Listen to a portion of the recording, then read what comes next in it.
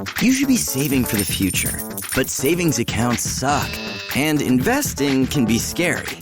We combine the ease of savings with the real returns of investing. We call it Save Vesting, and it's only available in our new app, Stairs. Stairs offers 4 to 6% returns, no fees, and you can withdraw anytime. Do your future a favor. Visit StairsApp.com today. This podcast is a member of the Voices of Wrestling Podcasting Network. Visit voicesofwrestling.com to hear the rest of our great podcasts, as well as show reviews, columns, opinions, and updates across the world of wrestling.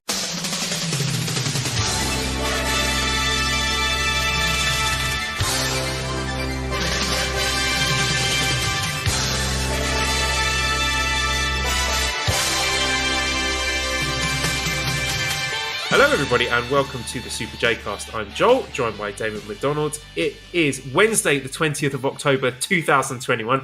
This is episode 181 of the Super J-Cast. Just to sort of clear that up, I think I just started doing that at the start of every episode, just to avoid any confusion.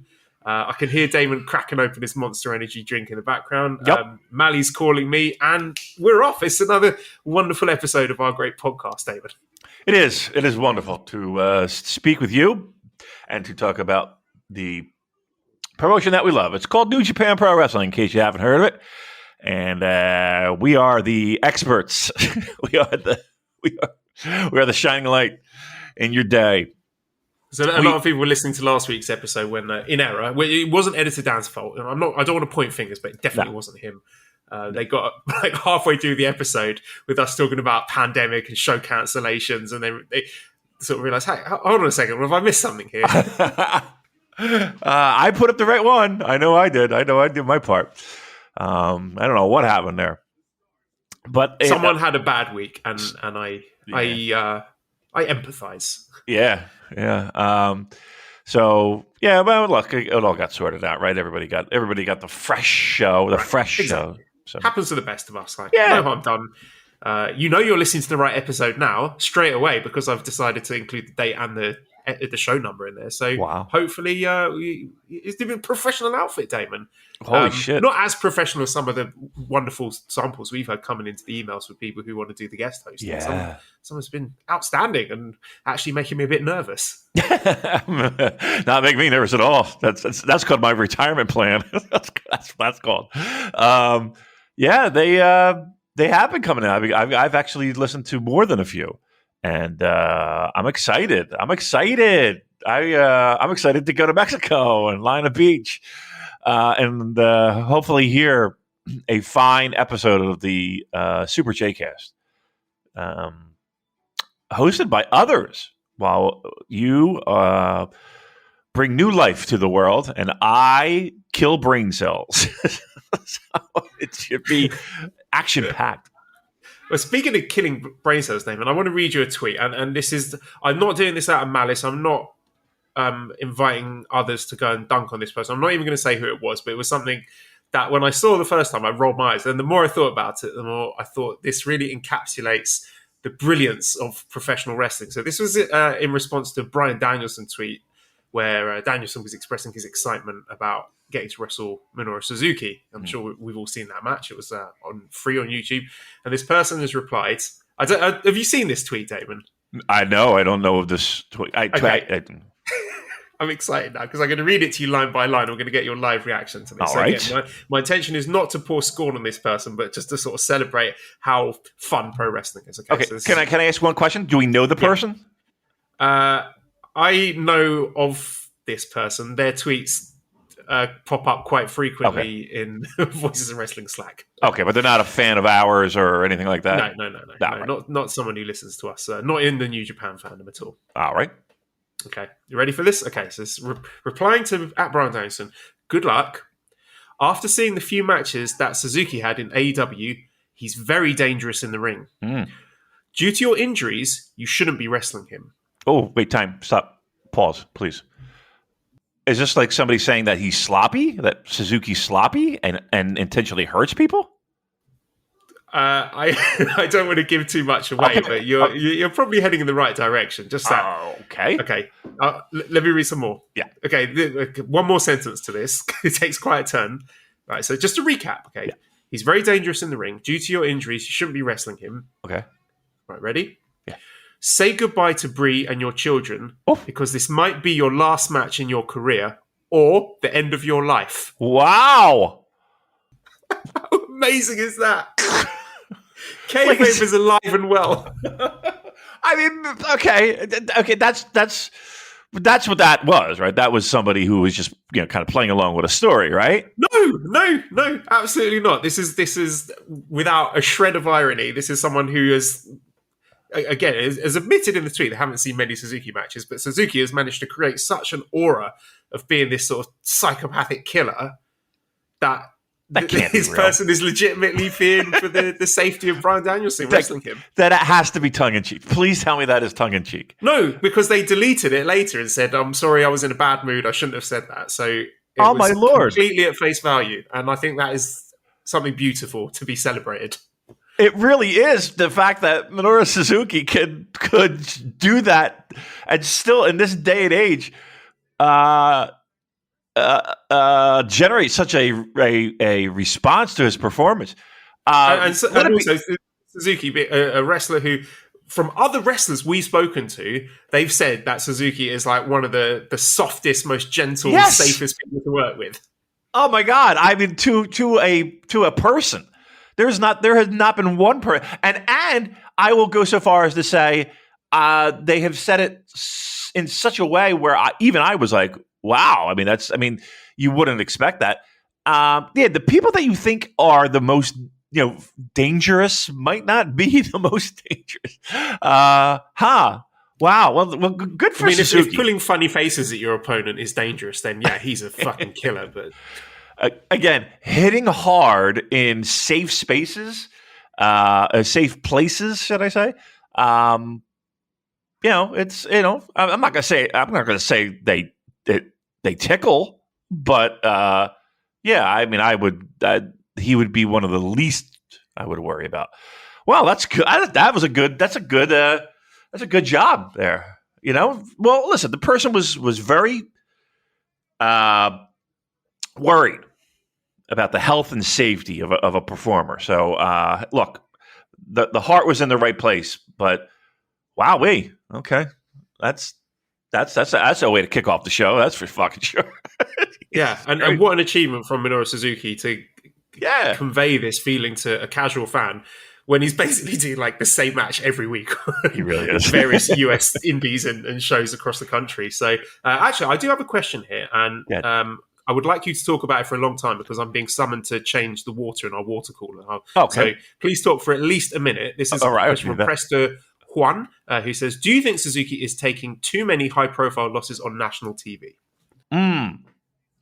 Good question, I guess, right? I guess with all the hype that he brings and all the, at least the buzz online, I don't know if necessarily it hurts him in any way, shape, or form, though, right? I don't think it's...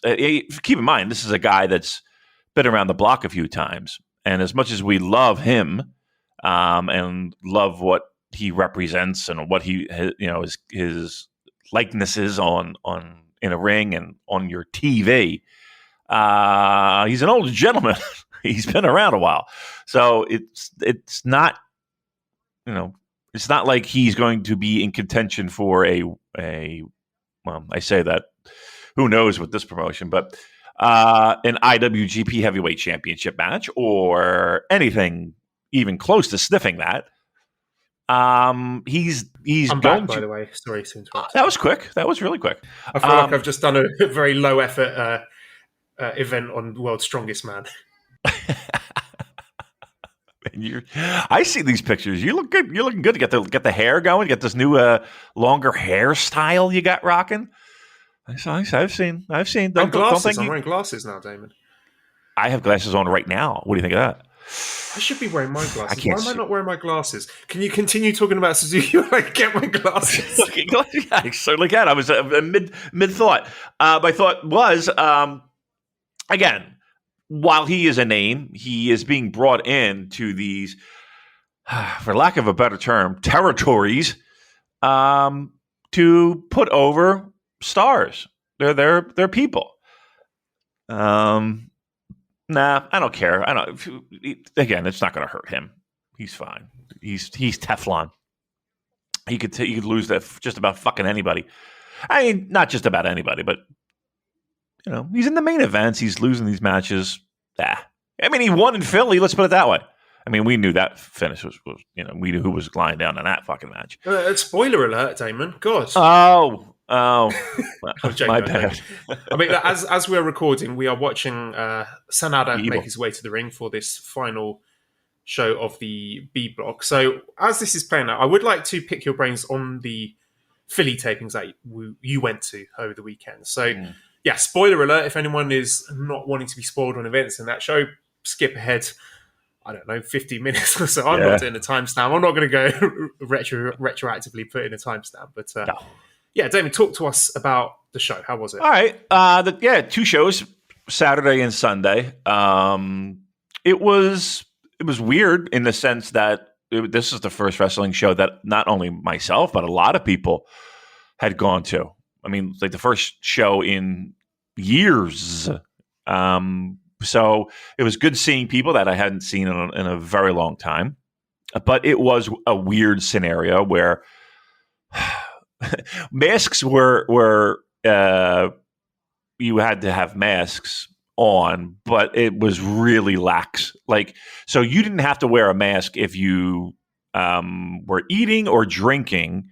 So everyone was drinking. Nobody had a mask on. Everybody had a beer in their hand and a mask down, drinking, and it was just preposterous. So, yeah, there were moments where I was just like, oh, I don't know if I feel 100% safe here. And then even during the matches, like people would sit, but you're bringing in a beer and you're drinking a beer while you're sitting there watching the wrestling, and or soda or a pretzel or eating a pizza or whatever the fuck.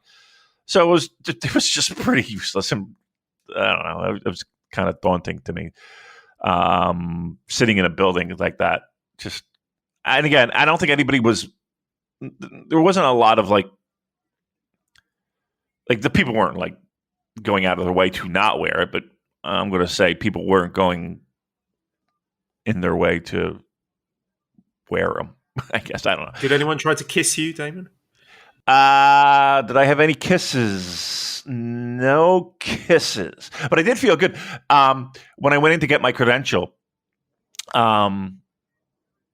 As I was going in, they were like, yes. I was like, yeah, picking up my credential, Damon McDonald.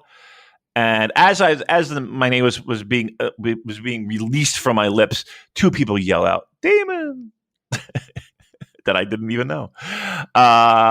So that just emphasized my importance to the New Japan Pro Wrestling brass, who didn't give one single fuck I was there. No, but if they know Joel Yentis is in the house, and shout-outs coming in left, right, and centre. Yeah, what is that about with Joel? I mean, we love Joel. I guess. Great, but where's we've been caping for this G1 from day one, and I think there's a thing out that they can't talk about us. I think so, because you know what I've been doing throughout this G1, seeing the most inane tweets retweeted by the NJPW Global Twitter account. I thought, I want to get involved in this. So I tried just sort of playing along, doing sort of joke tweets like, wow, Sanada's boots are really shiny. Just like really kind of brain dead things like that with a hashtag to see if they tweet it. And they've retweeted nothing. I've tried about like 5 or 6 times and not a sausage. So yeah, I think we're on some kind of blacklist. We are. I guarantee you we are. I promise you we are. I promise you we are. Which is hilarious to me because like this fucking promotion is colder than a block of ice. And the reason why I say that is leading into this promotion or these shows. I would always ask, hey, blah blah blah. Hey, what do you think of G? As we get through, what do you think of G1? I haven't really caught up with it. I haven't really watched. I haven't. No one. In no one there was talking about G1. I mean, I'm not even just saying that just to be like, not a lot of buzz. I mean, legit, no one is discussing Ibushi. No one is discussing Okada's losses. No one is discussing Tanahashi's losses. No one is discussing Chase Owens. No one is discussing Evil. No one is discussing. It was like I feel like I was the only one where the letter G and the number 1 was coming out of their mouth. Nothing. I couldn't get a review. I couldn't get an opinion. I couldn't get a hot take. I couldn't get shit from anyone because no one's watching. And I was shocked at that. I was shocked. Living in a bubble where we talk about this and I watch these shows and, to be very clear, Joel, we are in a absolute motherfucking bubble because people who buy tickets to go see a New Japan Pro Wrestling show are not watching G1. I promise you. I didn't hear anyone talk about it. And again, I'm not a fucking social butterfly. I'm not going around everywhere, asking it felt like I was in a completely different promotion. It felt like I went to a show that was a completely different promotion, only in the sense that I saw the lion marks, I heard the Emerson, Lake and Palmer, and you would hear the count outside the ring. Aside from that, I felt like I was watching a completely different promotion. That being said, shows were good. The shows were good. They weren't the greatest shows I've ever been to, but every night I walked out of there, I was like, looking, that was a good show. That was a good show.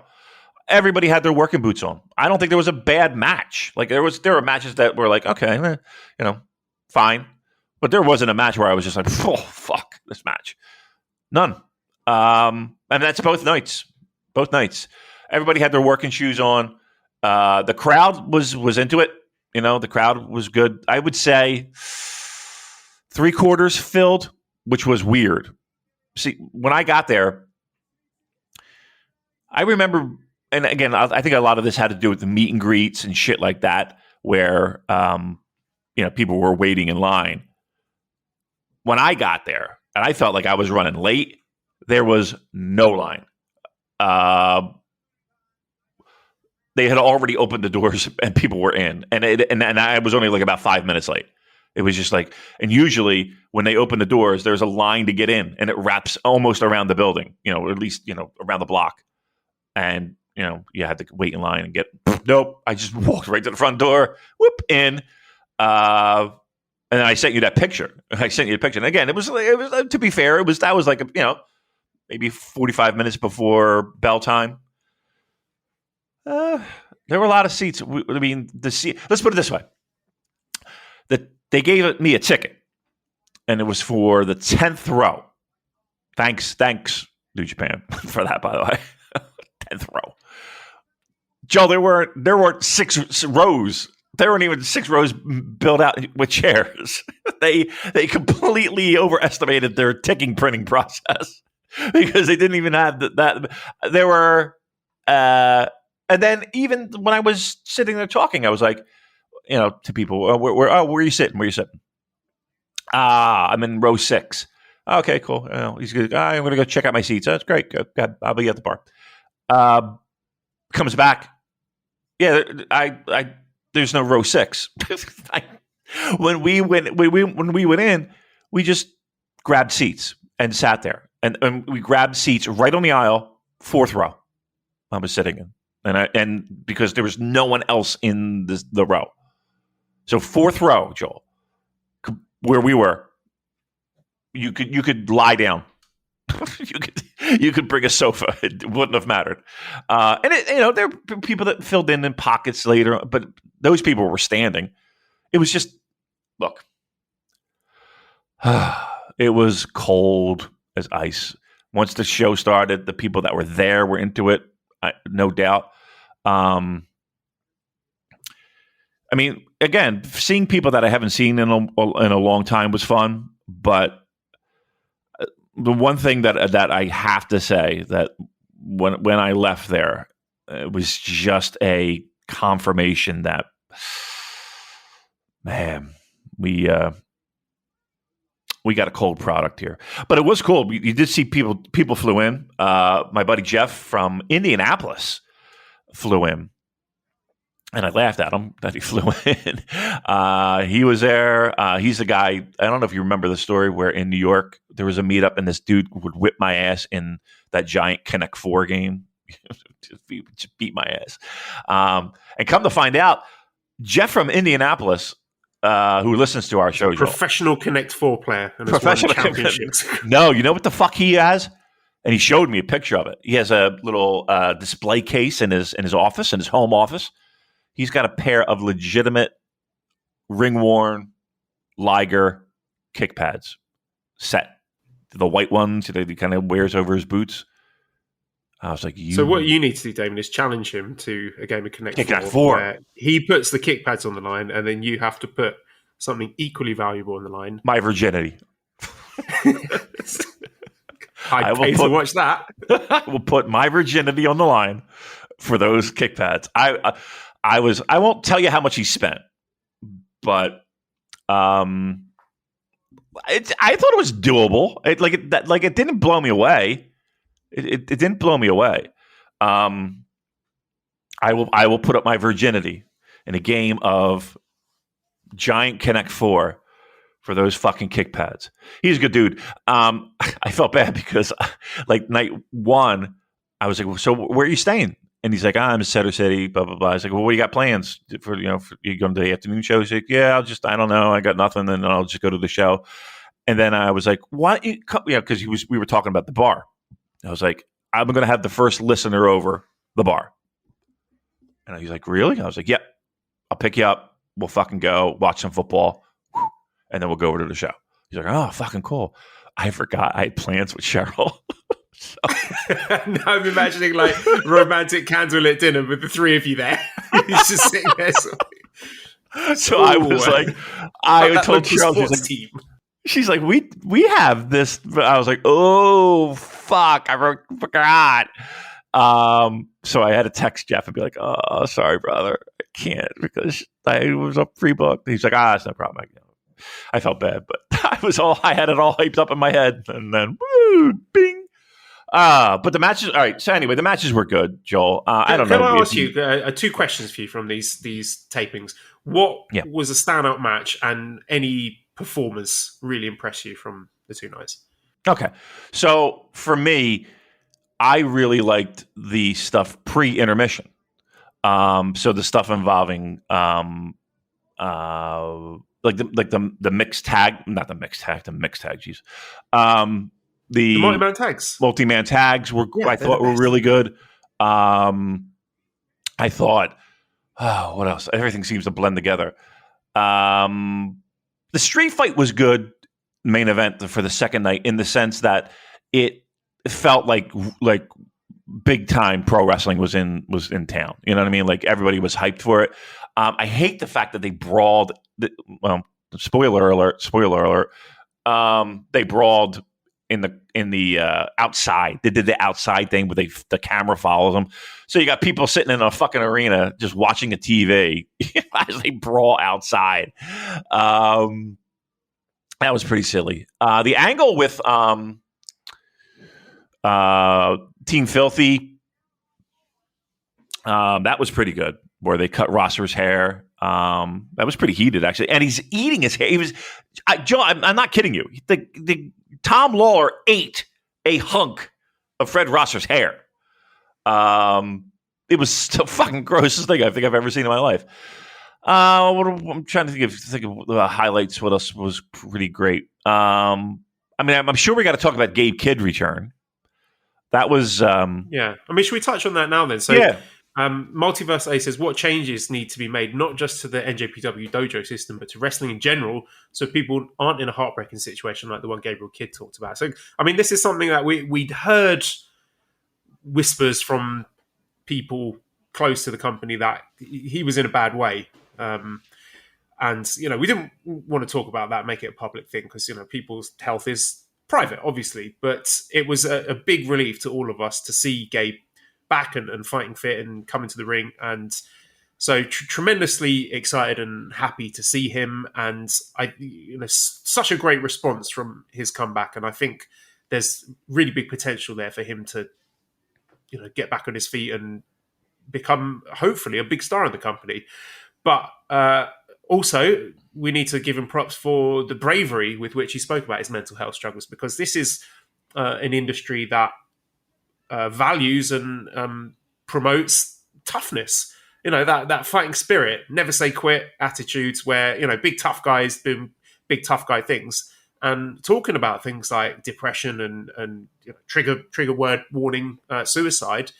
That must have taken a tremendous amount of courage for Gabe Kidd to do. And it's great that he did.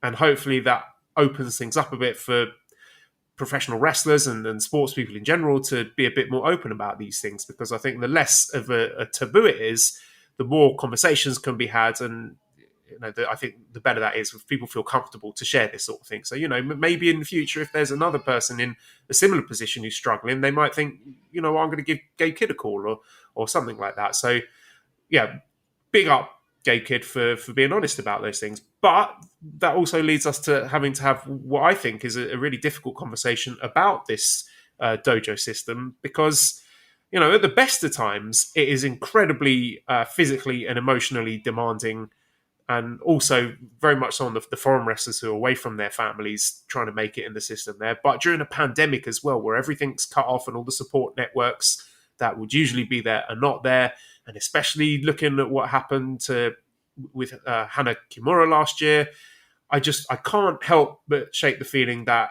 Gabe Kidd has been let down by the company for things to have got that bad, where he was considering ending his own life. That is a big, big red flag for me. Yeah. Look, we do a New Japan Pro Wrestling podcast, and I know there's going to be plenty of, well, what about, junior hockey, and what about football, and what about taking these kids that are 14 and 15 and, and putting all these pressures on them and all of it, right? So again, and I would agree across the board, it's we as a society love to churn out athletes, and the pressure that we put on kids is amazing to be that special athlete. New Japan Pro Wrestling specifically, that dojo system churns out some of the greatest pro wrestlers on planet Earth, right? The system is tried and true in bringing great pro wrestlers and pro wrestlers that we all love into the system. It can be better. And again, the reason why we say that is because of, and it's always been one of those little underlying things of the hell that people go through, in that dojo system. It is a tough life. We appreciate that, but yet we do joke about it. And when I say we, I think the pro wrestling community does it as well. I'm watching Evil get his 3 count here. This is good. This is good fun, actually. I'm enjoying it. They brought all the bullshit to this match. And he really did. Sort of viewing it through the lens of sort of wacky cartoon shenanigans, it's quite fun. Oh boy. Okay, so Evil get. So I feel like the dojo system could be better in the sense, and I think the promotion can be better. And I think pro wrestling can be better if they really took stuff like this seriously. I have my reservations and I have my doubts, but let me first say that I appreciate Gabe Kidd having the guts to come out there in front of a live audience and say what he had to say. I'm not a taper of things on my phone. I'm not a big, I did some stuff just to share with you, but I knew I needed to record when he got on the mic because of the things that we had heard previously. I mean, listen, go back on Joel's Twitter timeline, JCast Twitter timeline, and I know there's a tweet, very vague but very, about Gabe Kidd. People need to, and when I mean people, I mean the brass at Bushi Road needs to find a way and needs to make it public of how they are treating these performers' mental health. I think that would be just a fantastic, wonderful breakthrough. I have my doubts that we will ever see that day. As much as we like change and as much as we appreciate where we are as a society in moving forward, especially when it comes to mental health issues, this is a pro wrestling company that has, let's be honest here, hasn't had the greatest of reputations when it comes to not only stuff like this, but the sensitivities of people suffering with stuff like this. And also, sorry to jump in, Damon, but this is a nationwide issue as well. I mean, in Japanese workplace culture, I'm not any kind of expert, but my limited understanding is that you are expected to give everything to work and everything to your company. So again, this is not something that's exclusive to New Japan, but we do neither New Japan does it make it okay to hand wave it. Yeah, as you said, we should aim for better, and maybe it is something like they might probably already have something like a counselor being available. That is a common workplace thing now, but is that enough? I mean, obviously, whatever they had in place was not enough, considering that Gabe found himself in that situation. So I don't know what kind of thing exactly I'm asking for. Just someone to sort of check in on the wrestlers from time to time and just make sure they're okay. I don't know what the answer is, but that's one thing. You know what I mean? But that's one thing. And Joel, my fear is that it's the behind the curtain thing of that. Like, you could be front facing with that and have that person check in on those people. It's how that person is treated by others within the company, whether that's a push, getting bookings, being used again, being looked at as less than, being looked at as weak, being looked at as somebody we can't trust. That's I think is the bigger problem. I think, right, and sorry, like when we've got someone like Chase Owens who is got this position on this company because of the fact that he is loyal and he's always available and he's never hurt and he will always get on the plane and fill in the spot, no questions asked. And now he's in the G1 Climax because of that. Right. I mean, let's remember here that what we're dealing with here is not a baseball organization. This is not a NHL hockey team. This is, and who have their own issues, but that's another conversation for another day. A lot of these gentlemen are independent contractors who they bring in tour by tour. They have no responsibility. That's pro wrestling. That's why pro wrestling might not be the greatest of things behind the curtain. Okay? Like, they don't. But if you're going to promote shows internationally and you're going to be owned by a multi-million-dollar gaming conglomerate or whatever the fuck they're all into, when I say they're into, whatever the business dealings that they do with the cards and the toys and the fucking this and then that, they have a responsibility to their performers. Don't hide behind old school pro wrestling mentalities, right? You want to play the game. Sorry, don't everybody sing along. Don't do it. I know it's in your head. I know you want to say it. It's not time to play the game. You as an international touring company want to play the game, but you don't want to pay the price. And the price is the mental health of your performers and the physical health of your performers. But again, mental health is something that is never talked about. It's never discussed in pro wrestling. It's never a topic that's look, what you so do you know how people dealt with the mental stresses of pro wrestling back in the 80s and 90s, Joel? They did by drinking excessively and by taking drugs excessively.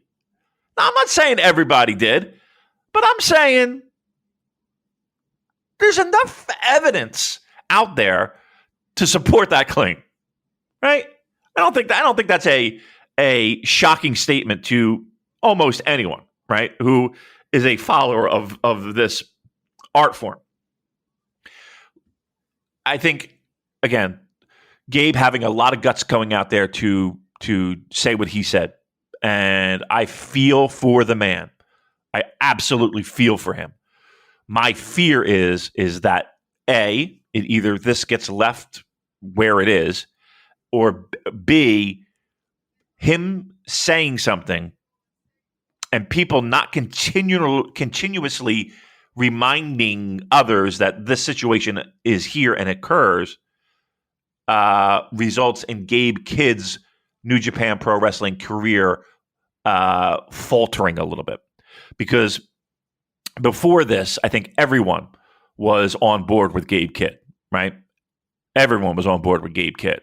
So let's put this little line in the sand and say, okay, where are we at post interview with Gabe Kidd's career? That is what I think will be important. Yeah, this is something that I think needs to be revisited, needs to be spoken about often and seriously by people like us and people within the company, because this was very, very close to being a tragedy. Oh yeah, Like, it wasn't, but it was very, very close. So this is a let off for New Japan. This is a lucky escape. So they should be taking a long, hard look at themselves about that dojo system and thinking, how can we stop this from happening again? Right. And we're not by any stretch saying it shouldn't be tough. It shouldn't be physically demanding. It shouldn't be, that's no.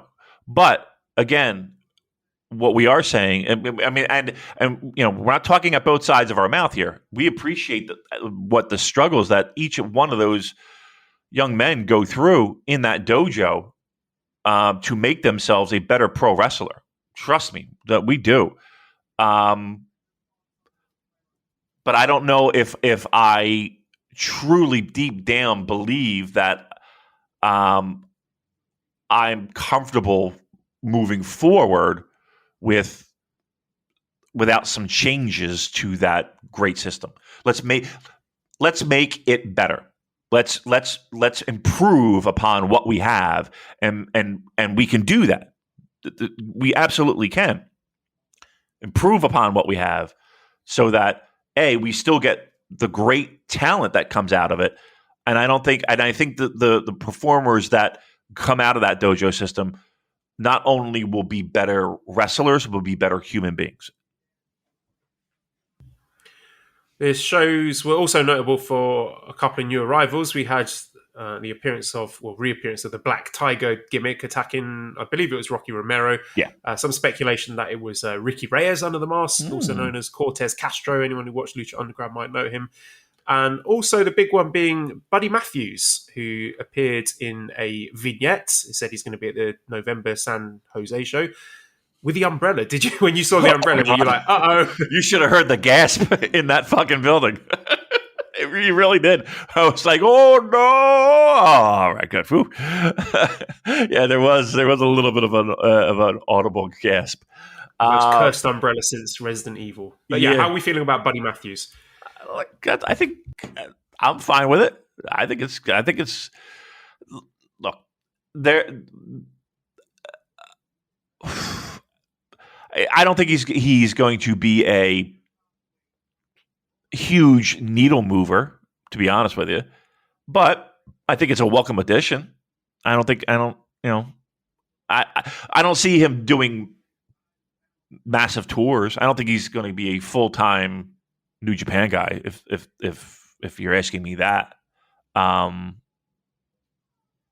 again, the way that the doors are opening and the world is open, I think you'll see him a lot of different places. Quite truthfully, yeah. Listen, I'm not hand waving it. I think it's a good addition, but I don't know if it's a needle mover for me.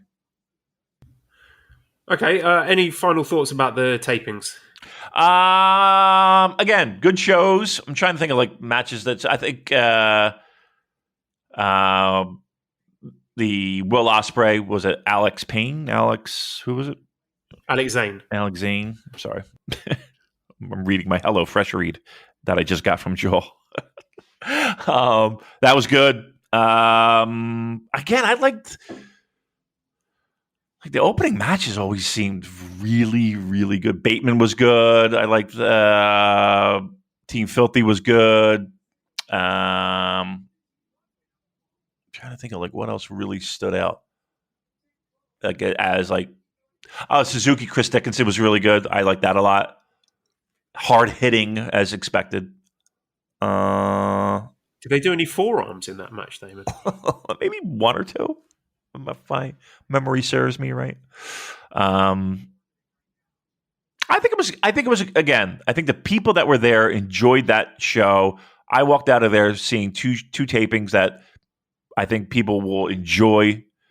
Was there anything that was like blow away? I don't know. I don't think so. But I think overall, the thumbs up. Everybody enjoyed the shows. All right. We also had what I thought was a really good episode of Strong this week, the Autumn Attack, last Saturday from the shows they taped in Garland, Texas.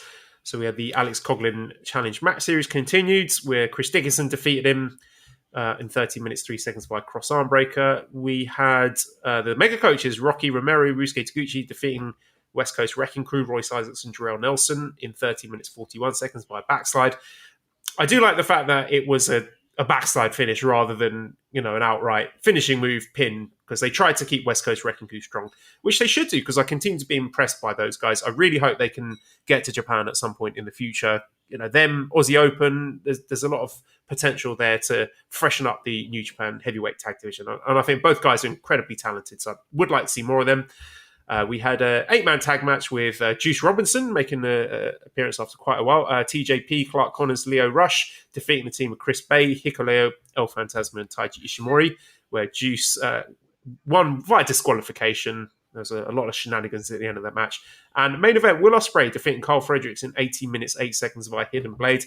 This is what I want to see from Carl Fredericks. I thought this is probably his best singles match that I've seen in the company. And his striking stood out to me as really impressive. Like very, very hard, crisp strikes.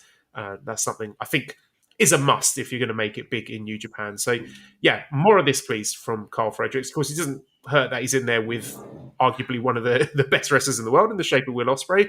But even so, it was good to see him getting a bit of shine there. Anything stand out for you from the Strong episode? Well, Carl Fredericks getting that opportunity in his matches, where it feels like his trajectory was placed on hold with all of this. So I like to see a spotlight on him. I did want to mention, though, one guy that did stand out to me for, again, not necessarily, well, yeah, I guess necessarily in ring, Hikuleo. Joel, Hikuleo is a monster. Have you ever seen him live? That's a good question. I must have done, just from the number of New Japan shows that I've been to live. But not in a way that stood out to me, no. I don't know. Either he filled out or he is, first of all, just towers over people. Like, he's in the ring tagging with Jay White, and he just towers over him. Like, I'm being very, very serious. If this were a different time and a different era, that man would be headlining some fucking WWF pay-per-view in like 1989. Right? He would be having a run with Hogan. He looks like that. And I must say, in ring, I feel like he's improved by leaps and bounds. Like that was one guy that I felt like that I had zero expectations on going in, that I left there being like, whew, they're going to do something with this fucking guy. They have to do something with this guy. Like he truly looked like, you know how like you watch a lot of, I don't want to say indie pro wrestling, but like you watch a lot of pro wrestling that might not be from the biggest of promotions. And even I take that back, because even the bigger promotion, I don't know. He like Hikuleo looked to me like a guy that was like, ooh, there is some money to be made with this dude. Like it clicked with me in the sense of, ooh, I see why they're investing time and effort in him, because he just looks the fucking part. And if he can connect the dots, which I think he's gotten incredibly much better at, like this guy could be something in the business. I swear to you. And trust me, I going into the weekend, I was just like, Hikuleo, shoulder shrug. Nah, I'm like, wow. I was really impressed. Chris Dickinson, I was also impressed with a lot too. He's oh my God. That guy has muscles on his muscles, as they say. He's Hikuleo, though. I couldn't believe how much I feel like ring presence. That's the word. That's what I was looking for. He had absolute ring presence, which, again, going into it with no expectations, blew me away. Blew me away a little bit. Oh, Cobb catching Okada outside the ring. Whew. I don't know if you heard this before, Joel, and I don't know if you noticed. Jeff Cobb, fucking strong. That's a strong guy. I was just thinking that myself. What a turnaround it's been from the guy who there are a lot of questions over him when he made his first G1 appearance back in 2019. And if someone had told you that in 2 years' time he's going to be 8-0, one of the best performers in the company in the whole year, and just what the highlight of a lot of shows for me, I would not have believed you. So we're about 15 minutes into this match, right? Oh, what a drop kick too. Jeff fucking Cobb. About 15 minutes into this match, maybe a little less. Give me Okada's winning this. Yeah, absolutely. This is it's classic New Japan booking. The fact that they had him lose to Tama Tonga in the previous show so that he'd be behind going into this. They always do it. The person who is behind in the main event is the one who ends up winning. So yeah, Okada's going to win this. I hope they have a great match, because Okada versus Ibushi, it's not the freshest G1 final, unlike the freshness of Hello Fresh. God damn. Sorry. I'm so sorry, everyone. I think that was fantastic. Let's do it. Hello Fresh, our good pals at Hello Fresh. You might be asking yourself, hey, what is Hello Fresh? It's as fresh as an Okada dive over the top rope onto Jeff Cobb.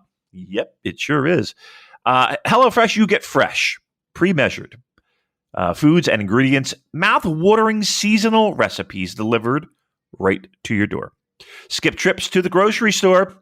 Count on HelloFresh to make home cooking easy, fun, and affordable. Oh, what a pleasure. And that's why it's America's #1 meal kit. Look, fall, autumn, as we try to say here in the United States, but fail miserably. They're saying it's busy. It's a busy time of year, but HelloFresh recipes save time you'd otherwise spend meal planning, shopping, and shopping, so you can get back to what matters, your friends, your family. Who likes to cook? Well, with HelloFresh, you will. Again, pre-measured ingredients, tasty meals, right delivered to your door. You get better value with HelloFresh. HelloFresh is over 30% cheaper than shopping at grocery stores with pre-portioned ingredients. It ensures that you won't spend money on excess food that ends up where, Joel? In the trash. Look, we love the HelloFresh, and we got a deal for you. Go to HelloFresh.com/VOW14. Voices of Wrestling. VOW14. I say HelloFresh.com/VOW14. Use the code VOW14 for up to 14 free meals, including free shipping. Look, if you're on the fence, if you're thinking about this, you're like, maybe I should try this. Maybe this would be good for us. Maybe, save time. Yep. Maybe, we could save some money on groceries. Yep. Maybe we don't have to go to the grocery store every week. Yep. Delivered right to your door. Yep. HelloFresh.com/VOW14. Use that code VOW14. Again, 14, up to 14 free meals, including free shipping. Get on it now, right? What are you waiting for? It's America's #1 meal kit. Sign up with HelloFresh, and you won't regret it. Once again, HelloFresh.com/VOW14. Use the code VOW14 for up to 14 free meals, including free shipping. Our good friends at HelloFresh. Excellent stuff. So we have 5 G1 shows to catch up on. I did not take notes. I don't take notes anymore because these are. I don't think anyone wants to hear our ice cold takes about Night 14. So I will go through the card, and I think the acid test is if we can't remember anything notable from these shows, then we just skip and go on to the next one. So all right, good night, everyone. Have a good night. Catch you next week on the Super J-Cast. Very may well be the case here. This is Tuesday's show, and from the Miyagi Zebio Arena Sendai. Second match was Tamatonga defeating Taichi. Third was Sanada defeating Yoshihashi. Fourth was Okada defeating Chase Owens. Fifth was Evil defeating Goto. And the sixth was Jeff Cobb defeating Tanahashi. I remember that match being quite good, but I literally cannot remember anything else from the rest of this show.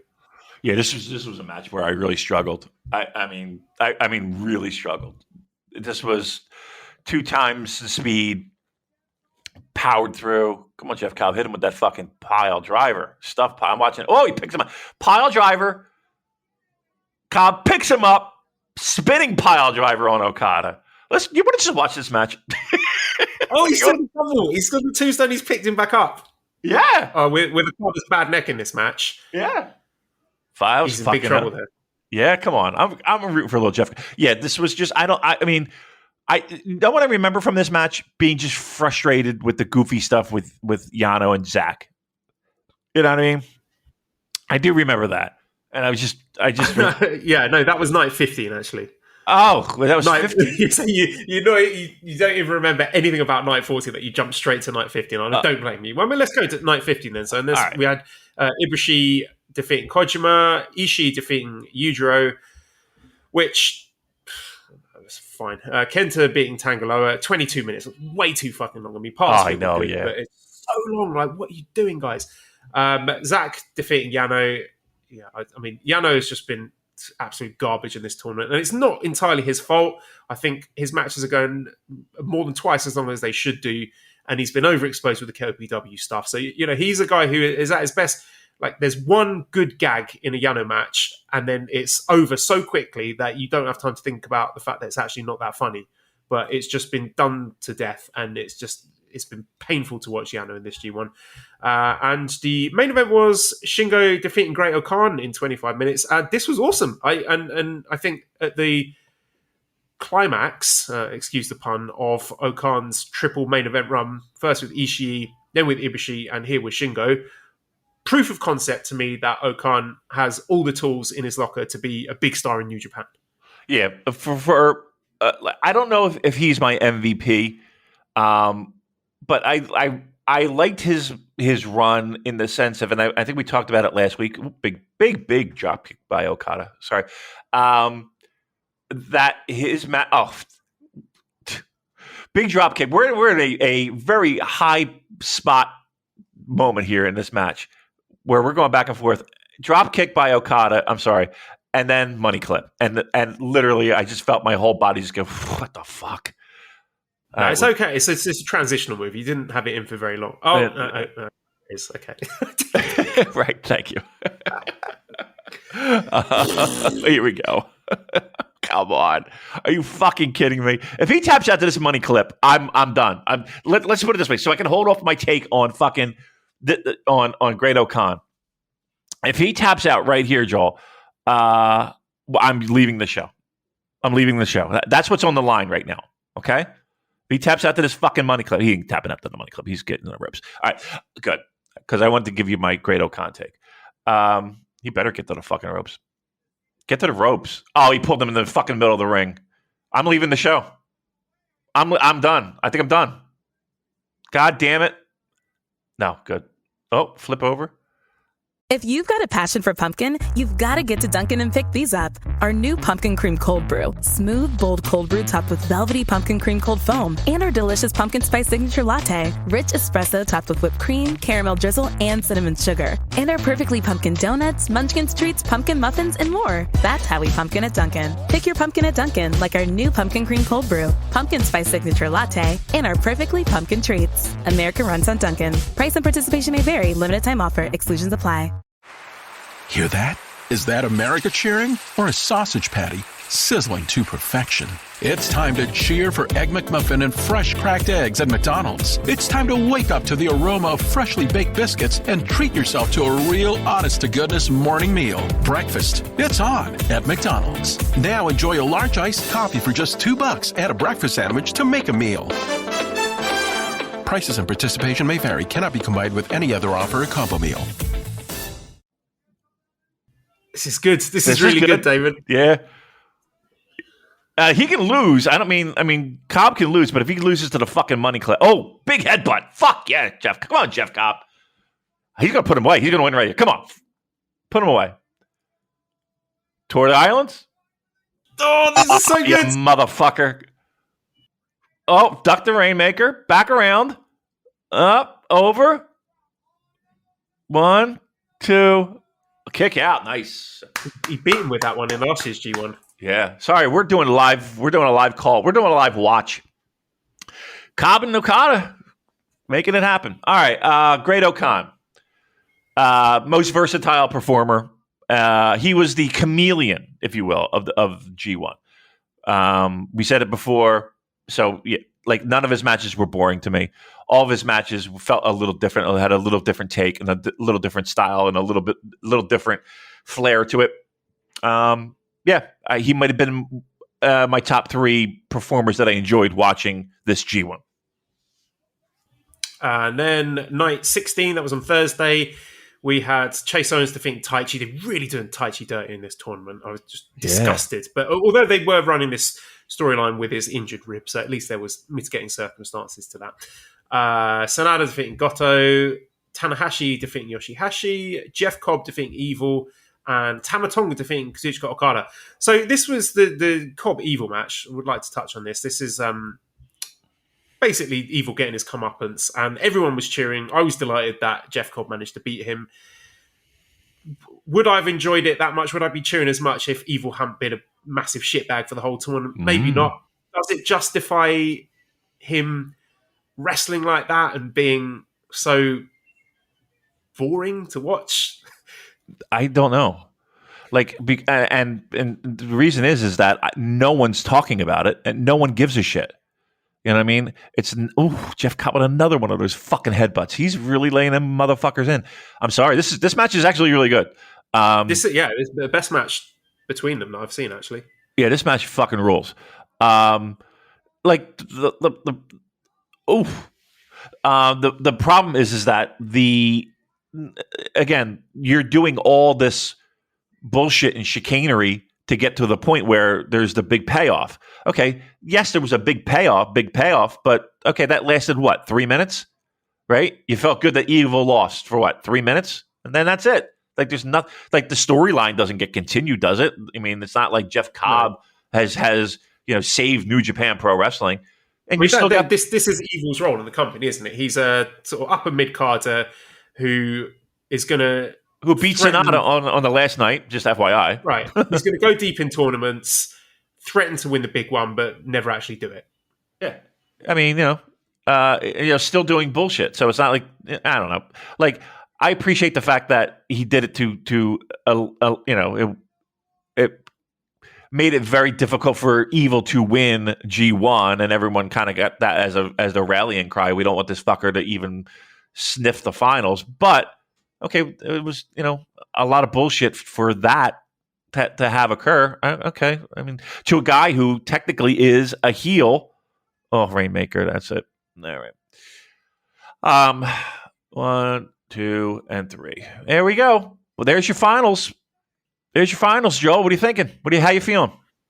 I'm thinking that was an outstanding match. Let's throw flowers at these guys. Yep. Cobb, Okada, brilliant stuff. Real coming out moment for Cobb to make it to the main event at Budokan Hall. I think that's a tremendous achievement. And yeah, outstanding match. How do I feel about an Okada Ibushi final? I'm sure it'll be really, really good. Does it excite me? No, because this will be the 4th time we've seen it since in the last 2 years. So they had their G1 match in 2019, and then Wrestle Kingdom 2020, and then G1 again last year, and now we're seeing them in the G1 again. We know that they can have outstanding matches. I mean, if it's anything like the Wrestle Kingdom match, it's going to be terrific. Yeah. Am I excited about Ibushi being another G1 final? No, I would have preferred someone else, but do you think good? Were there any other better options to have in the final where they could put in a big spot, main eventing Budokan Hall, where they need to sell tickets and be a credible threat to Okada winning this G1 Climax? Like, if they put in Zack or Shingo or Okan, even Ishii, would that be realistic to put any of those guys in that spot? You look back, probably. See, here's the thing, though. Like,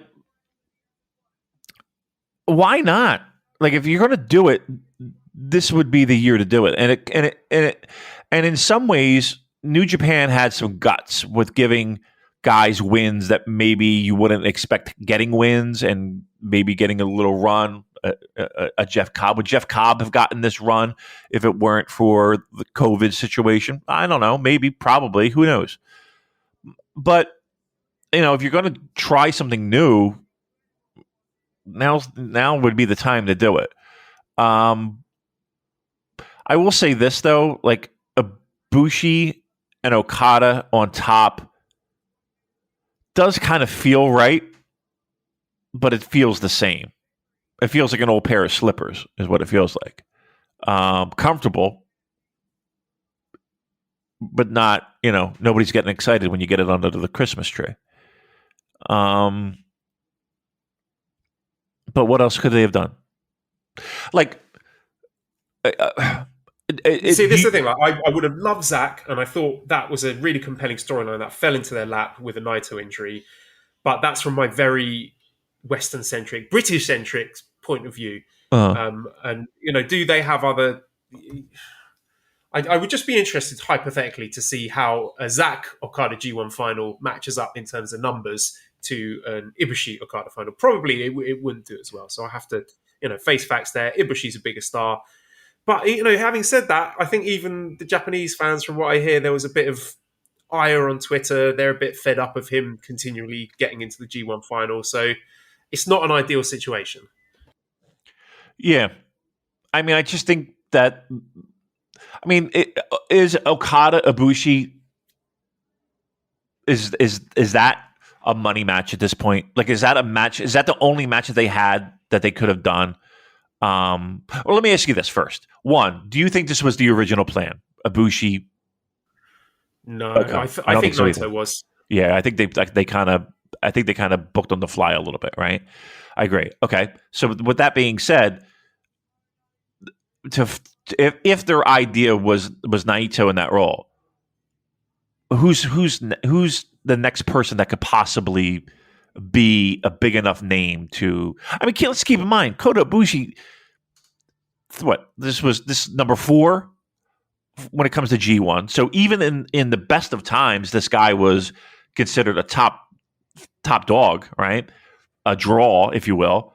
Wrestle Kingdoms, right?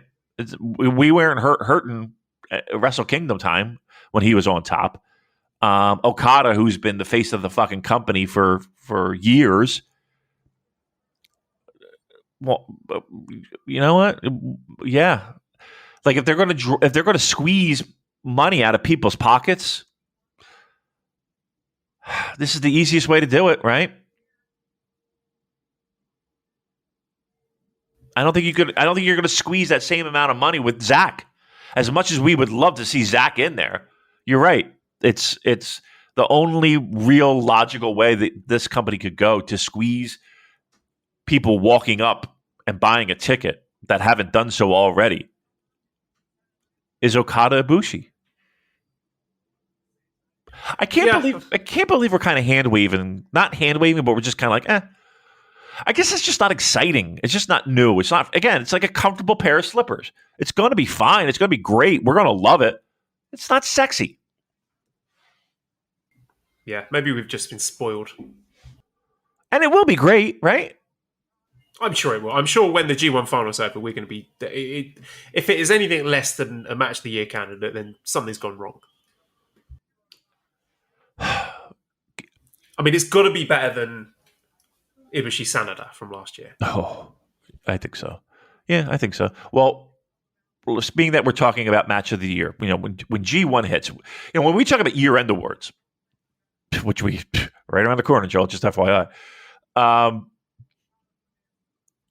G1 matches always make the list for match of the year. And there's always standout ones.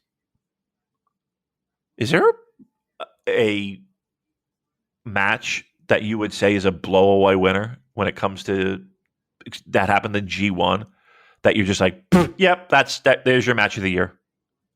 I don't feel that way. I think this Okada Cobb match will get a lot of love. I think Ishii Shingo from the start. Okada Tanahashi, I will be surprised if that's in trouble in the top 5 of match of the year candidates. I mean, personally, I loved Zach Shingo. I really love Zach Okan. Are they in the mix? Naito was great. Again, these matches are all good that you're mentioning. Are any of these matches, if you take these matches and you put them up against previous years?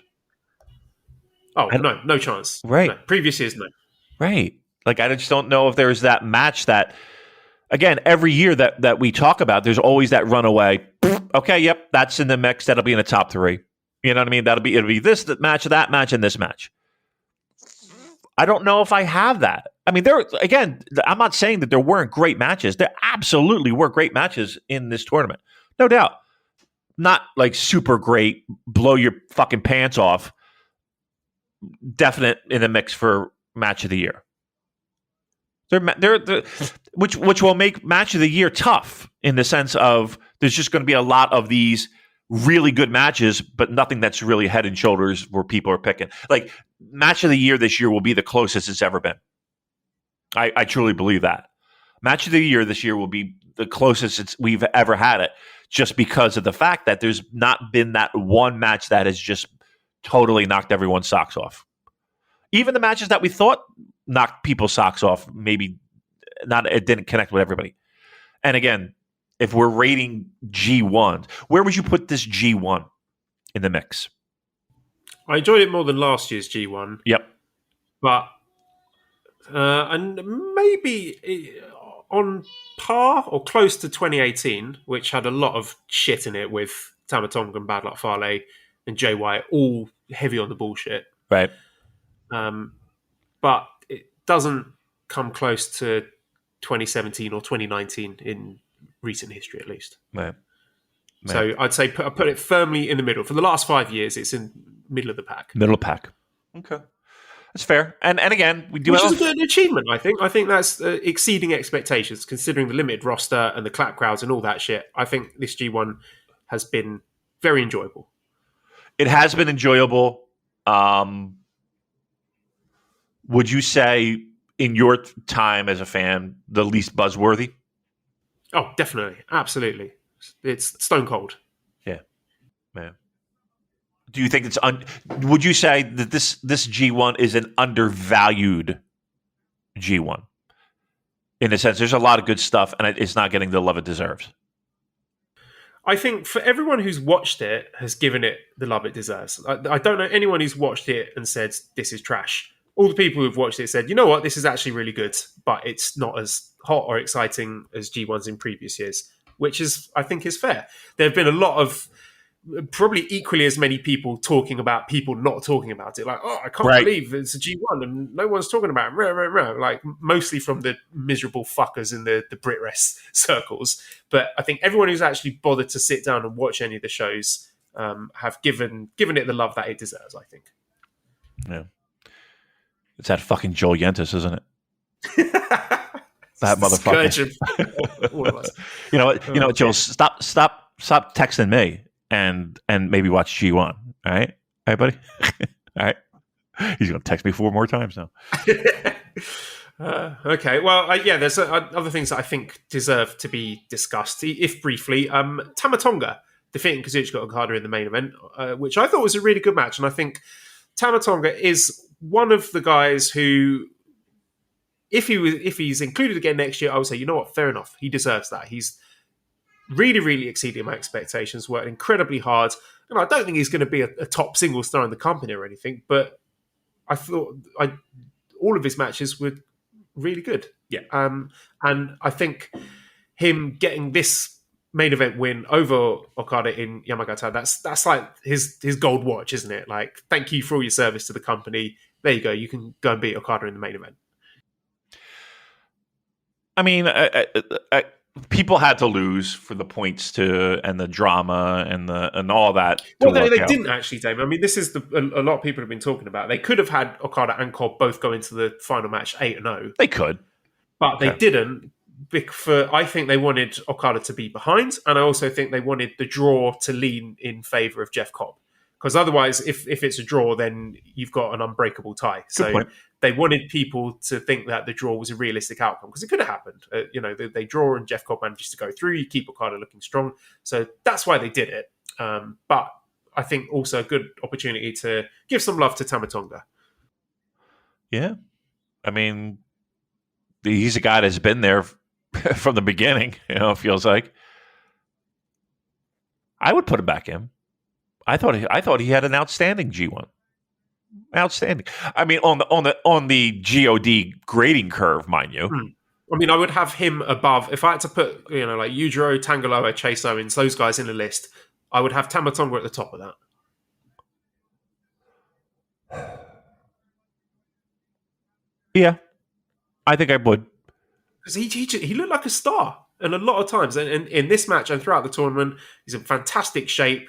Just really charismatic, showing a ton of passion and fire out there. And I thought the matches all delivered. So, I mean, to me, he ticked all those boxes for out of those people I've mentioned that I would, if he's back next year, fair enough. All right, let's do this. I'm going to go through the blocks. Give me a letter grade. Want to do that? Sure. All right. Yujiro Takahashi. B-. B-? Yeah, worked very hard, but Yujiro 100% on his best day still sort of moves at like half the speed of the rest of the roster. So there is a hard ceiling on how good and exciting his matches can be. Yeah. Tangaloa. Also a B-. B-? I had higher expectations from him. But I don't think he was bad. Best match was against Zach. I thought that was really, really good last night, or whenever it was. I can't remember. But I wouldn't put him back in a non-pandemic G1. Okay, yeah, and we'll do that too. Are the a non-pandemic G1? Is Yujiro back in? No. Okay, this should be his last G1, and this should be Tangaloa's last G1 as well. Okay, unless he improves staggeringly in the next 12 months. Toru Yano. D. Is he back next year? If you get rid of the KOPW thing, and proper shows where his matches can go 3 or 4 minutes, without them having to feel the need to stretch it out, I would be okay with that. But if it was up to me, I would not put him back in. Mm-hmm. I think Joel just jumped out a window of the internet, the window of internet, because I think we lost him. He'll be back, I'm sure. No, there he is. Oh, where did you lose me? I just talking about Toriano and the KOP holding him down and etc. Yeah, if it were up to me, I would not put Yano back in. But if we can restrict his matches to 3 or 4 minutes and not have him doing the KOPW stuff so he doesn't get overexposed, fine, I'll accept it. But again, I have no desire to see him back in. Okay. And a D, I would say fair. Yes, I would say D. I don't want to see Toriano ever again. Tomohiro Ishii. Ishii gets an A- from me. Not one of his best years, but still he's in what turned out to be a bit of a dry block, one of the highlights. Yes. Okay, on the same page. Shingo Takagi. A. Probably the star of the block. I would agree with that. And maybe even the whole tournament. He's just brilliant. Can't say enough good things about Shingo. Do you think he's getting... What do you think of his run so far? It's just been hampered by the fact that the product is very cold right now. In terms of his in-ring performances, he's doing everything right. He can, yeah, he's getting fucked. That's not by the promotion. It's just, he's getting fucked. Poor guy. Because again, all of his matches, like he'll go down as one of the best in-ring champions New Japan has had. And he'll probably run away with wrestler of the year. I would think so, right? I mean, a different conversation for a different day, but I think it's a very short list, and he's atop of that short list. A gentleman by the name of Zack Sabre Jr. An A from Zack. I think given the spot he was in, he's done a fantastic job. His big matches are all front-loaded in the tournament, so we got all the good stuff first, and then, when he's wrestling your Yujiros and Giulianos, it's less compelling, but you do what you can with those guys. But I thought he got the best match out of Tangaloa, and I'm higher on Zack than most people. I don't think he was as good as Shingo, but that's an extremely high bar, but he was still second best in this block. You don't think people were high on Zack? The buzz that you are hearing. It tailed off. It cooled off after the first, after he'd beaten Naito and Shingo and Ibushi and Okan, then people sort of stopped talking about him. Kenta. Go ahead, say it. B minus. B minus? C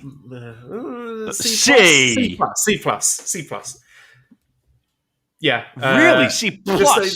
All the shit with the chair and the ref bumps and everything. It's we get enough of that with Evil. He didn't need to do that as well.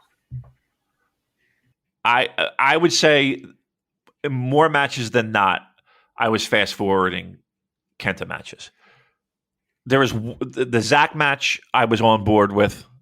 There wasn't a lot else that where give me aside from the Zack match, give me a memorable Kenta moment. Maybe this is a good time to discuss the A block finals where it was Ibushi and Kenta, which was a very, very weird match because parts of it were awesome. Like when they were doing the striking exchanges down the stretch, very good, very exciting. I was like, yeah, this is what we're here for. But there's so much other weird things like the table. Actually, you know what? The table thing, I thought they made the best out of that. I'm glad that they didn't go and set it up again. Ibushi was just big and nutter and went through anyway. But the ref bumps and the chair stuff, and there were 3 count-out teases that egregiously went past the 20 point. Yep. And just not a good match, but not at the standard for an A block final. Yep. We've got to demand better than that.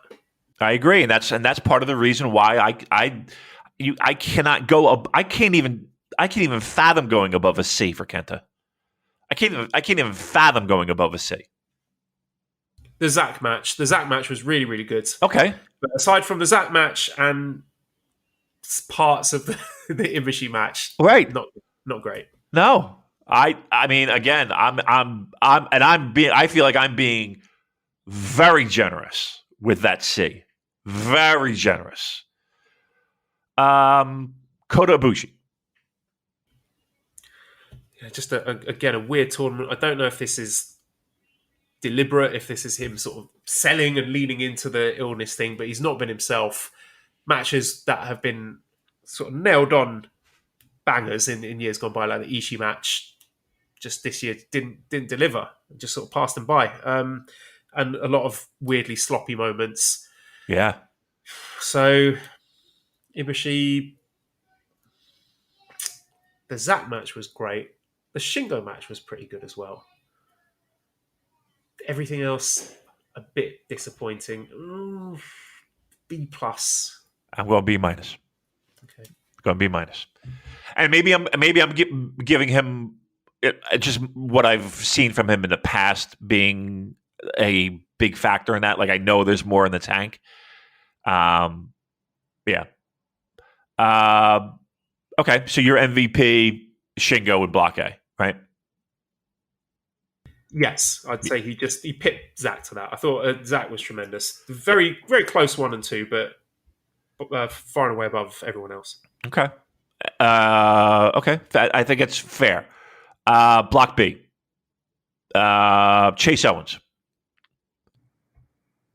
B. I thought he played his role perfectly. You know, he's there to make everyone else look good, throwing a few upsets and surprises along the way. And he survived. You know what I mean? Like, G1's a grind. Yeah, I think B's a fair one. Yeah, I'll go for that. Tama Tonga. Giving Tama Tonga an A. Wow. He over-delivered for me so much. B plus, I'll give Tama Tonga. Who surprised me. Here's what he did. He tickled my ass with a feather. And what do I mean by that? I mean, he tickled my ass with a feather. I mean, what he did was he gave me a reason to go back to the well and be disappointed. You know what I mean? Like, he gave me that fucking thing again where, boy, fucking give Tama Tonga a singles. You know what I mean? Like, he did that. He put that little fucking thought in my head again where it was dead and I was over it. And I was like, I'm not falling for it again. Now I'm going to fucking fall for it again. All right. I'll fall for it again. Yoshihashi. Yoshihashi, B plus. You know exactly what you're going to get with Yoshihashi. Works his socks off. Gave us some really good matches. And that's his ceiling. I'm going to go C. Only because that's exactly what we got. And like, every time you think Yoshihashi might take a next step, this is exactly what Yoshihashi is. If you're a fan of Yoshihashi, know very well. There's no next step. There is no next step in anything, like in character, in whatever. So yeah, this is Yoshihashi. Here's a name I'm going to throw at you. And I want you to ask. I want you to let me know if they're coming back. 4 points total? I think so. If my math is correct, or if my notebook's right. If he won today. He beat Tama Tonga today, so he's on 6. Okay. Goto, right? Hiroki Goto. I would give him a C. I would not want him back next year. No. I'm so over him. He is an instant skip for me. There's just nothing there for me. 6 points. How about your Lord and Emperor, Taichi? Booking aside. I thought he's just, even when he was booked like shit and losing to Tama Tonga and Chase Owens, he still went up there and just fucking rocked my world, Damon. He's so good. He's been one of the workhorses in this block. Yeah. Yeah, I'm giving him a B plus. Giving him a B plus. B plus. He's a guy that absolutely deserves to be there in the mix. And honestly, of all the names we've mentioned so far, he's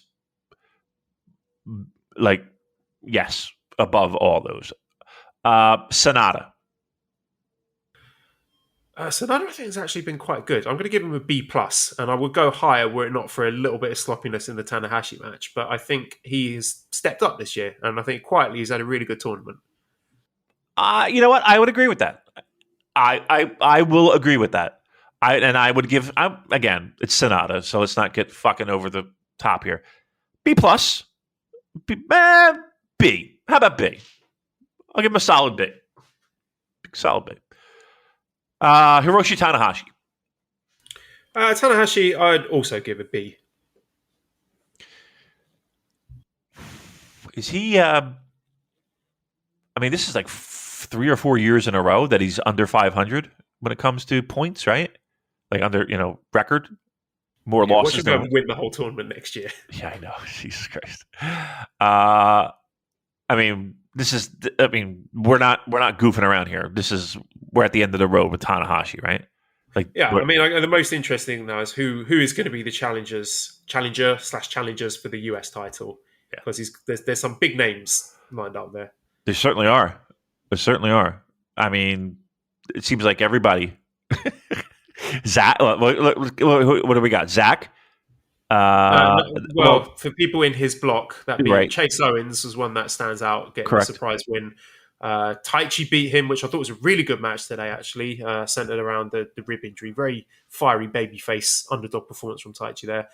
Jeff Cobb, I think he'd be a brilliant US champion. Why did I say Zach?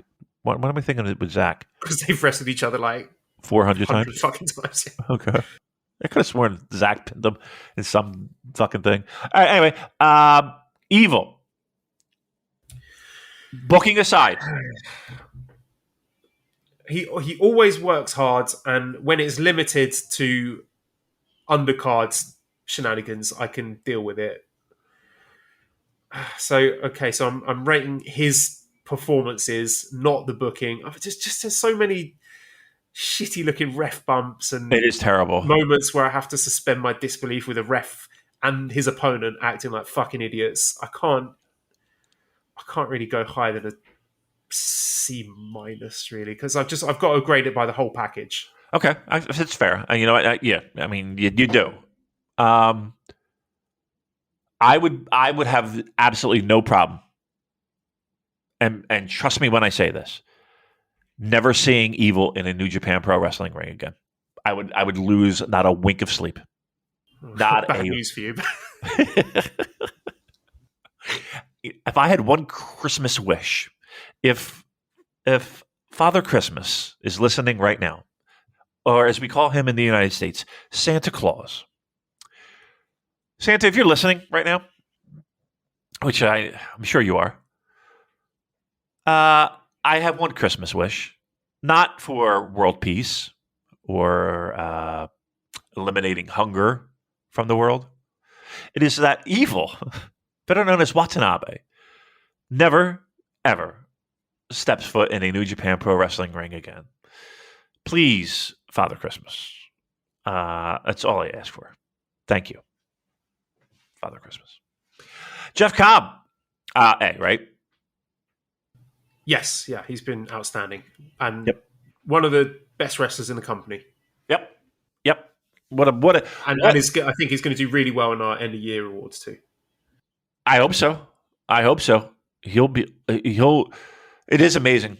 I just remember everyone shitting on him for like G1s of the past. I think he definitely has removed those demons. Lastly, let's do Okada. Okada, I think, has been much, much better than last year. I will give him an A minus. Okay. He's had a lot of good matches. He's had more good matches than he's had average matches. A couple upsets. Yeah, Tanahashi match was great. Taichi match was fantastic. Cobb match was fantastic. The Sanada match was really good. I mean, he even managed to get a good match out of Evil. The Tamatonga match I thought was pretty damn good as well. I'm giving him an A. Yeah, I'm upgrading to an A as well, now I think about it. Yeah, I'm giving him an A. All right, so Block B MVP is between Jeff Cobb and Okada. And Taichi. Sorry. No, I will give it to Okada because I think this G1 really needed big match Okada back, and we got him back. And I think it's sort of flown under the radar a bit because it's sort of he's reverted to default rather than everyone going, wow, he's so brilliant, because we know he's brilliant and he was so disappointing last year.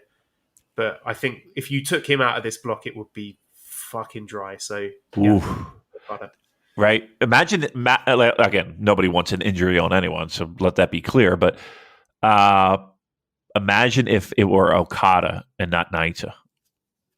Oof. That would be rough sledding, huh?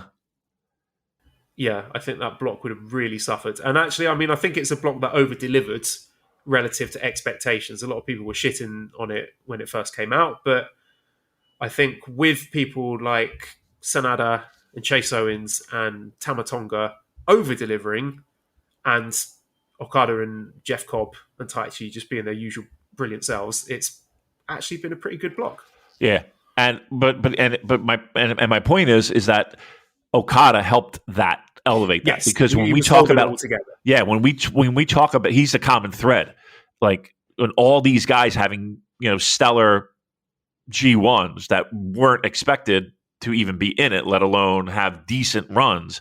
Okada's the thread that runs through all of that. So okay, all right, there you go. I mean, listen, you're not going to get a better fucking G1 breakdown than us. Sorry, you're just not. And we have dick jokes. So. Fucking. The final question: who's winning the final? I mean, we're doing Okada, right? Yeah, it has to be. It has to be. We cannot have Ibushi winning that. Yeah, I mean, yeah, it's got. Okada wins. He wins the belt at Wrestle Kingdom. He can do some stuff in the meantime, fucking about with Will Ospreay, who's calling himself the real world champ. There's just a lot you can do with Okada, especially in an Okada who looks like he's back to his best. But I think by the time Wrestle Kingdom's all wrapped up, I keep saying it, here's the reset button now. He's going to be the champion of the company just as things open up and as we get back to full crowds and we can go back to normal New Japan and everyone can be happy. Do you think people come back? Not as many as there were before. I think realistically, AEW has permanently taken a huge chunk out of that Western fan base, and they're not going to come back. Can I ask a dumb question? Why can't you have both? Why can't? I know people only have 24 hours in a day, but what? I don't understand why people can't just watch both. And be passionate about both. You can't be passionate about both at the same time. Are you talking about a hypothetical future where everything's back to normal? Yes, correct. Yeah, I think they will bring a lot of those fans back, and I think if the two companies do work together closely, then there's a good chance of bringing a high percentage of those fans back. But I just do wonder if a lot of stuff has done irreparable damage in the eyes of certain chunks of the fan base. I'm talking in terms of the Evil and the Dick Togo stuff has turned a lot of people off. Speaking out related stuff, Ospreay getting pushed, I think has turned off a lot of people. I just feel that there are some significant chunks of fans who are not going to come back. You know who got one of the loudest pops in that building? Will Ospreay. Yeah, maybe this is just, not from John Carroll, but that's another story. I did see John there. Us being deep in the bubble, maybe a lot of people just don't really care about that kind of stuff. I mean, I think people care, but... It could be just a very noisy but small minority. Right, and they have every right to be noisy about it. Yeah, I mean, I'm not criticizing them. They should be talking about it, but he got one of the loudest pops. Yeah. You want to know? You want to know who else who got a very loud pop? But he was heckled a little bit, which was kind of hilarious. TJP, very loud pop, very loud pop. Now this might be like this might be. I was going to say I was going to bust on Philly and be like that just might be Philly, but there were a lot of people that traveled in for these shows. So I think, yeah, I mean, I think I'm pretty confident in saying that a lot of the fans that were fans of New Japan were fans of Kenny and Bucks and all that stuff. And there's no reason why you can't like both. I don't understand why you can't like both. The problem is that one has caught their interest and one has, electrified them. And I'm going to say it, it's easier to turn on their TV and watch and consume and all that stuff. It is. It just is. New Japan puts on fucking some smashing cards and gets, there's a full roster and things get rocking and rolling. I don't understand why you wouldn't be able to watch both and have buzz over both. A lot of those fans were watching New Japan in the first place because they had a gap in their lives because WWE wasn't doing it for them. That's true. And now AEW's filled that gap. And also the time difference is a thing as well. Like if AEW was on at a reasonable hour for me, I would be watching it, but it's not, so I don't. And I'm sure that's the case for a lot of Western fans with New Japan. That's true. That's true. I don't know. I just think that there's ways, like if you like something and you're passionate about something, and so, and it's a product that you like, that's good, that you enjoy, you find ways to watch. Like you don't have to watch everything live. You wake up in the fucking morning and watch it. I can't tell you the last time I watched a New Japan Pro Wrestling show live. Well, I mean, a complete show. Like I'm waking up at 4. I wake up, I turn it on when I wake up. You know what I mean? That's how I live my life. Well, that's the big challenge for New Japan going forward, isn't it? How much of that fan base can they bring back? Yes. And I think everyone's all like, here's the thing. Everyone points the finger of, well, they got to bring these guys in. It's all about these guys in. Bring these guys in, and that'll do it. And I don't know if that's the answer. I think it's part of the answer, but I don't think that's the complete answer. Like I think they got to get their own house in order first. Correct. Thank you. That has to occur. Please don't think, New Japan, that you just bring in these fucking people and everything's hunky-dory again. It's not. You've got a lot of shit you got to fucking clean up before you worry about bringing anybody in, to be very truthful. Yeah, definitely agree. I just think, as I've said in the last few months, there have been a lot of unforced errors from New Japan, but hopefully they can use things opening up as a boost and a little trampoline to get them back up close to where they were before. But they will have to work very hard to try and fix some of those mistakes if they want people to stick around. Yeah, it's look, as much as we're excited about doors opening and borders opening again and the normalcy returning, there is still questions to. Like if you get a huge sort of co-promoted super show with AEW in a stadium, and you've got all the biggest stars, CM Punk, Bryan Danielson, Okada, Naito, blah blah blah, whatever, sold out, millions of people watching. If you then put Evil in a significant match and Dick Togo's fucking about with garrots and ref bumps, yep, that's unacceptable. It is. It definitely is. All right.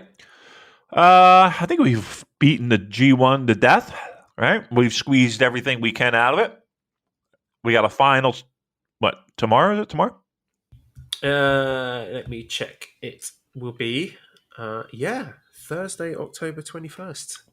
Oh, yeah. So by the time you listen to this, it will be over. Can we just do it in case people are listening late? Brilliant G1 Climax final. Okada does it again. He's on his way to Wrestle Kingdom. Good stuff. New Japan's back in action. Or amazing that Kota Ibushi became 4-time G1 champion, and we all knew it. We all knew that was going to happen. So play whatever you want. Play whatever. Whatever, that bit stunk. Just, can we fucking end the show? Yeah, okay. that's plenty from us. Okay, so redcircle.com/shows/super-j-cast if you want to throw some money to show appreciation for the great content we give you every week. Discord link is in the show notes if you want to join and watch the final live with all the wonderful fans we've got over there at Cobra Kawaii and prowrestlingtees.com/superjcast if you want to buy one of our t-shirts. That also helps us out. As does editor Dan, who you can find on Twitter at LousyHero219. You can subscribe to the Voices of Wrestling podcast network for other great shows. Give us a 5-snake review on iTunes. Follow us on Twitter at SuperJcast. Thank you everybody for listening, and goodbye.